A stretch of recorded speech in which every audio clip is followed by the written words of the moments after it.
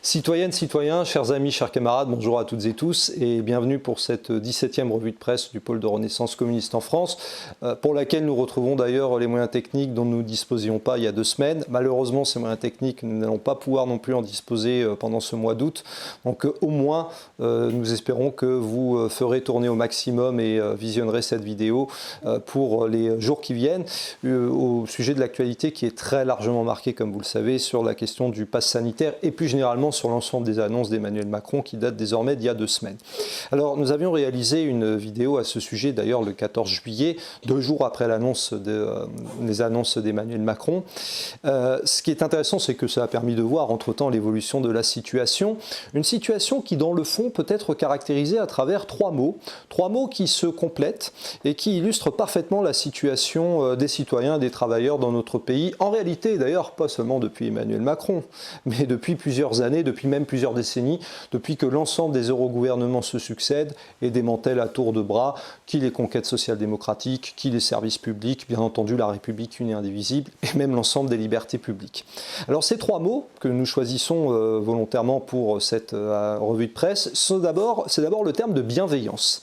Alors, il pourrait surprendre ce terme-là, parce qu'en réalité, vous l'aurez bien compris qu'il s'agit d'une fausse bienveillance, mais tout simplement parce que c'est au nom de cette pseudo-bienveillance que le pouvoir en place parle pour justifier l'ensemble de son dispositif sanitaire dont on ne comprend en réalité pas grand-chose depuis 1 an et demi. Et pour une très bonne raison. C'est parce que, en fait, il n'y a jamais eu de véritable politique cohérente, claire et radicale en mesure de combattre le coronavirus en France. Il faut quand même rappeler qu'il y a plus d'1 an, par exemple, le pouvoir expliquait qu'il n'y a pas besoin de masques. Il n'y a absolument pas besoin de masques. Et pourquoi il n'y en avait pas besoin? Tout simplement parce que nous étions incapables de les produire et même de les importer, notamment lorsqu'ils étaient fabriqués en Chine. Vous remarquerez d'ailleurs que c'est beaucoup plus difficile de faire venir du matériel médical quand il vient de Chine ou de Cuba, je pense notamment aux vaccins dont nous allons reparler, que lorsque ça vient d'une Union européenne incapable de les produire ou des États-Unis qui eux aussi ont été dans la panade. Il suffit de voir le nombre de morts ahurissants qu'il y a aux États-Unis, notamment sous l'ère Trump.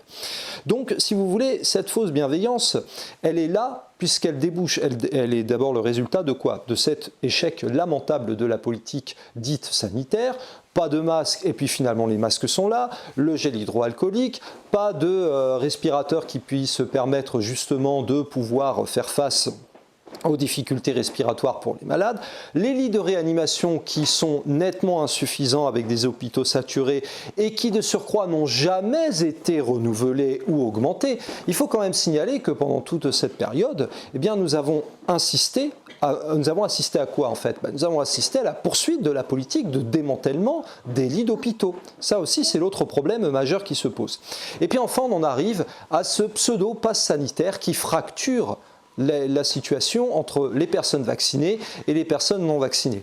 Il faut quand même signaler que le pouvoir en place, Emmanuel Macron, réussit quand même un tour de force, celle de diviser, puisque c'est l'objectif qui est recherché, de diviser les Françaises et les Français entre ceux qui sont vaccinés et ceux qui ne le sont pas. Et donc on assiste d'un côté à des accusations d'égoïsme, d'individualisme, etc. Et puis de l'autre, nous entendons des expressions comme collabo, etc., comme si le fait d'être vacciné, ce que souhaitent d'ailleurs des millions de citoyens et de travailleurs aussi, nécessiter que l'on collabore avec Big Pharma. Non, pas du tout. On peut très bien combattre Big Pharma, d'ailleurs comme nous le faisons au PRCF, parce que nous n'avons pas attendu le coronavirus pour le faire depuis des années, si ce n'est des décennies. Bien.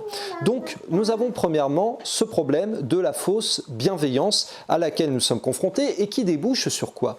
Sur la mise en accusation des personnes réduite individuellement à une question de responsabilité personnelle. Si vous n'êtes pas vacciné, alors ce sera vous qui serez responsable de la diffusion du coronavirus. Très franchement, alors permettez quand même de signaler une chose. Ce qui est incontestable, c'est que nous devons utiliser tous les moyens pour faire face à ce coronavirus. Tous sans exception, quelle que soit leur provenance.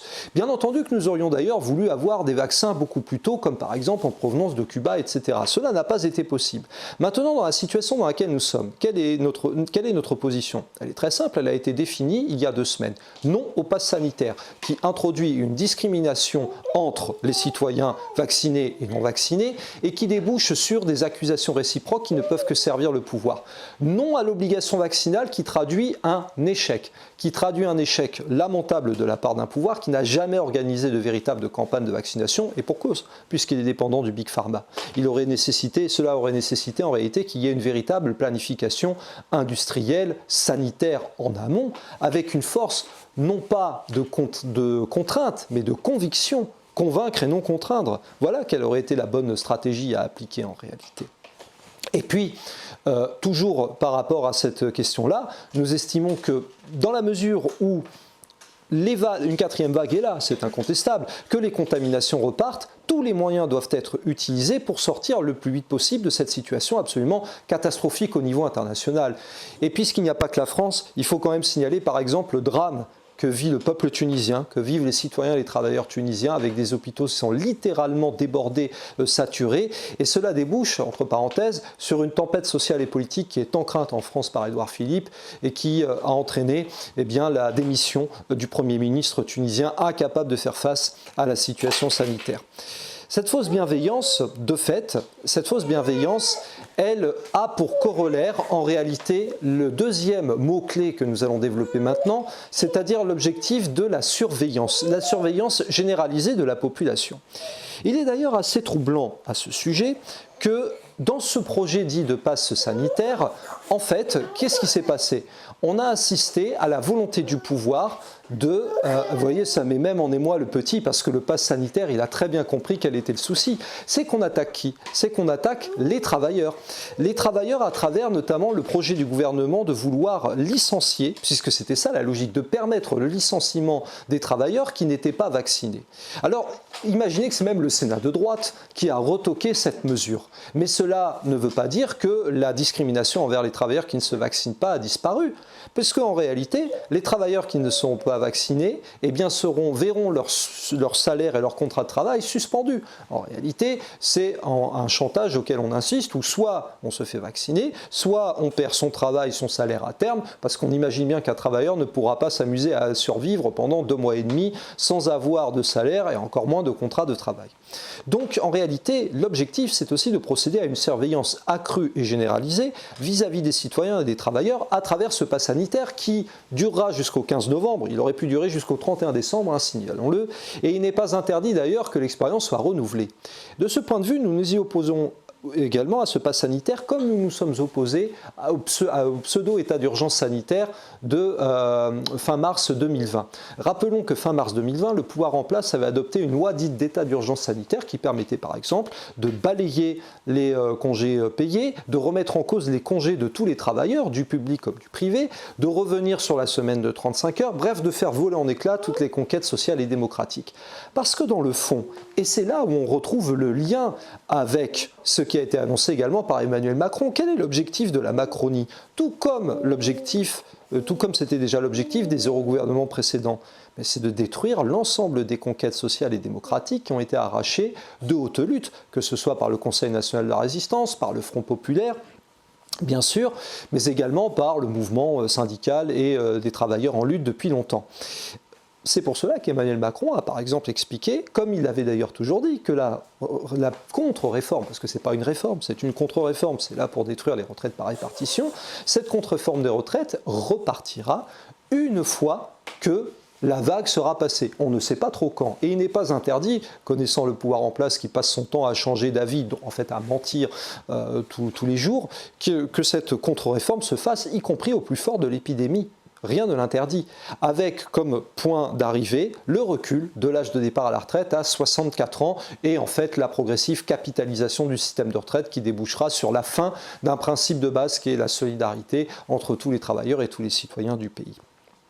Alors nous insistons véritablement sur cette logique de surveillance qui est en train de se mettre en place et qui n'est pas nouvelle également. Une logique de surveillance qui en réalité se retrouve par exemple dans les mesures qui avaient été mises en œuvre. Nous tenons à le rappeler. Nous tenons à le rappeler parce que c'est passé globalement inaperçu, mais lorsque le 11 mai 2020 c'était le début de la date de ce qu'on appelait le déconfinement, notamment dans les écoles, il faut savoir que le ministère de l'Éducation nationale en particulier avait fait passer un texte qu'il a retiré d'ailleurs quelques heures plus tard, qui demandait aux enseignants de signaler les cas de radicalisation politique et sociale. Et mieux, de signaler les élèves qui, je cite, seraient dans une logique de fronde contre les mesures gouvernementales. Voilà la situation dans laquelle nous sommes. Cette surveillance généralisée qui se met en place, une surveillance d'ailleurs qui sera, c'est le comble de la situation, sera réalisée par les citoyens eux-mêmes envers les autres, ou les travailleurs eux-mêmes envers les autres. Les vaccinés, si vous voulez, on introduit quelle logique dans le fond? On introduit la logique de la défiance. On introduit la logique de la défiance entre les citoyens et les travailleurs, et c'est ça, dans le fond, le vrai projet de nos dirigeants, c'est d'introduire la suspicion et la défiance entre nous, entre citoyens, entre travailleurs, pour pouvoir faire passer beaucoup plus facilement l'ensemble de ces contre-réformes sociales et antidémocratiques, antisociales et antidémocratiques naturellement. N'oublions pas une chose, on nous parle de la défiance, notamment des citoyens et des travailleurs vis-à-vis du pouvoir. Bon, ce n'est pas nouveau, et elle prend des proportions considérables. On a pu le voir notamment avec le résultat lors des dernières élections régionales, où 2/3 des personnes se sont abstenues, 80% des jeunes, 80% des ouvriers. Mais en plus de cela, il ne faut quand même pas oublier que le premier élément de défiance vient de nos dirigeants à nous, qui n'ont jamais eu confiance dans les citoyens et les travailleurs. Et pour cause, puisqu'en réalité, le peuple de France en particulier est un peuple avec un foyer, avec un noyau révolutionnaire qui est indestructible. C'est ce que disait déjà Georges Ségui, le grand dirigeant de la CGT. Eh bien, c'est cette défiance qui explique que le pouvoir met tout en place pour nous diviser, pour finalement nous pousser à nous retrouver dans une situation où d'un côté on accusera donc d'égoïsme certain et de l'autre on entendra des accusations de collabo, que sais-je encore. Il faut quand même signaler aussi que malheureusement dans ce climat de tempête sociale et politique qui est en train de monter et dans ce climat de révolte populaire sain, légitime contre le pouvoir en place, eh bien, nous assistons à des actes inacceptables. Parmi ces actes inacceptables, il faut signaler par exemple le fait que des syndicalistes aient été agressés à Pau ce samedi, ou le fait qu'un centre de vaccination ait été attaqué dans les Landes, ce qui est proprement inacceptable et qui traduit malheureusement la montée en puissance d'un courant obscurantiste, réactionnaire, fascisant, symbolisé notamment par Florian Philippot, qui, il faut le rappeler quand même, à une époque critiquer le fait qu'il n'y avait pas de masque en France, pour finalement ensuite s'opposer au port du masque. Et puis, si vous voulez, on se retrouve ici avec la logique classique de l'extrême droite, qui en réalité surfe sur une logique de plus en plus irrationnelle qui progresse, et qui vise quoi? Eh bien, à condamner le pouvoir en place pour pouvoir lui substituer un ordre qui ne pourra jamais mettre en place. Par rapport à cela, nous, c'est très simple. Nous appelons à encourager, à soutenir tous les citoyens et les travailleurs en lutte. La révolte populaire telle qu'elle est en train de monter, mais sur des bases progressistes. Et pour cela, il n'y a qu'une seule voie à encourager, à soutenir, c'est la voie pour une alternative rouge tricolore. Celle qui unit le drapeau rouge et le drapeau tricolore, celle qui unit la Marseillaise et l'international, avec un projet clair, cohérent et radical, la sortie de l'euro, de l'Union européenne, de l'OTAN et du capitalisme. Et c'est d'autant plus urgent. C'est d'autant plus urgent que nous voyons que face à cette crise sanitaire, il y en aura d'autres. Il y en aura d'autres. Nous avons la démonstration, premièrement, que quoi? Que la France n'a plus les bases industrielles, sanitaires de sa souveraineté industrielle et sanitaire pour faire face à des épidémies. Et nous nous retrouvons à la merci de quoi? Eh bien, des grands groupes capitalistes, bien entendu la plupart anglo-saxons, pour espérer un vaccin qui arrive déjà avec plusieurs mois de retard. Deuxièmement, la démonstration est faite aussi que nous ne sommes plus en démocratie. Vous remarquerez que je n'ai pas dit que nous sommes en dictature, mais enfin nous en rapprochons jour après jour. C'est ce que nous appelons au PRCF la fascisation. Cela fait des années que nous combattons la fascisation, et puisque Emmanuel Macron explique que nous sommes encore en démocratie, etc., avec des benets d'ailleurs qui existent du côté d'Europe Écologie Les Verts, ou du Parti Socialiste, ou des faux républicains, eh bien non, nous ne sommes plus en démocratie, mais plus en démocratie pas seulement depuis 1 an et demi, nous ne sommes plus en démocratie, je le signale, depuis le 4 février 2008. Parce que le 4 février 2008, il faut rappeler que les parlementaires de l'UMP de l'époque, du MoDem, de François Bayrou, les pseudo-socialistes, des écologistes également, avaient approuvé le traité de Lisbonne qui reprenait le texte qui avait été rejeté le 29 mai 2005 par 55% des Français. Depuis ce jour-là, la France n'est plus une démocratie. Nous ne sommes plus souverains, maîtres de notre destin pour décider pleinement et entièrement de l'orientation politique et économique que nous souhaitons. Et puis la période aura permis de montrer également le danger, le degré de fascisation auquel est également confronté le pays, mais également l'immense colère populaire saine qui est en train de se développer et à laquelle nous, militants franchement communistes du PRCF, nous prendrons part, comme nous avons déjà pris part et nous continuons de prendre part au demeurant au mouvement des Gilets jaunes, au mouvement pour empêcher la destruction des retraites, au mouvement pour empêcher la destruction du Code du travail, de la SNCF, de la République une et indivisible, et contre la fascisation, une fascisation d'ailleurs qui ne concerne pas que la France. Puisqu'il faut signaler par exemple que ce samedi avait également lieu une mobilisation au Champ de Mars, place Jacques Rueff, à laquelle a participé notamment le pôle de Renaissance communiste en France en soutien à Cuba. Et à ce sujet, signalons que Cuba socialiste est exemplaire dans la lutte contre le coronavirus. Cuba, qui malgré l'embargo qui a été condamné à 30 reprises déjà par l'Assemblée générale de l'ONU, l'embargo imposé par les États-Unis et ses alliés, eh bien, malgré ceci, Cuba arrive à tenir et à lutter contre le coronavirus avec ses moyens, et ce n'est pas évident, est obligé de faire face à une guerre économique également pour espérer pouvoir tenir. Eh bien, Cuba socialiste est le modèle à suivre, avec sa capacité à fabriquer déjà 3 vaccins à elle seule, cette petite île donc de la Caraïbe. Pourquoi? Parce que nous avons ici la démonstration qu'un régime socialiste où vous avez un excellent système de santé avec parmi les meilleurs médecins du monde est capable de faire face à une épidémie, une pandémie folle. Alors, encore une fois, nous appelons plus que jamais à ce que vous rejoigniez l'Alternative Rouge Tricolore, le pôle de Renaissance communiste en France, pour s'opposer à toutes les mesures liberticides, et le pass sanitaire en est une, et cette obligation vaccinale qui concerne au prime abord les personnels soignants qui, il y a encore l'année dernière, étaient célébrés comme des héros et qui désormais sont jetés en pâture alors qu'ils ont été obligés d'affronter le coronavirus sans masque, avec des sacs plastiques transformés en blouses pour personnel soignant, sans aérorespirateurs et sans même parfois lit de réanimation. Eh bien, face à ces mesures liberticides, dangereuses pour l'avenir bien sûr de notre démocratie qui, disons-le clairement, n'existe plus véritablement depuis des années dans le pays, eh bien il n'y a pas 36 000 solutions. D'abord, nous débarrasser d'Emmanuel Macron, et nous ferons tout pour nous en débarrasser le plus rapidement possible.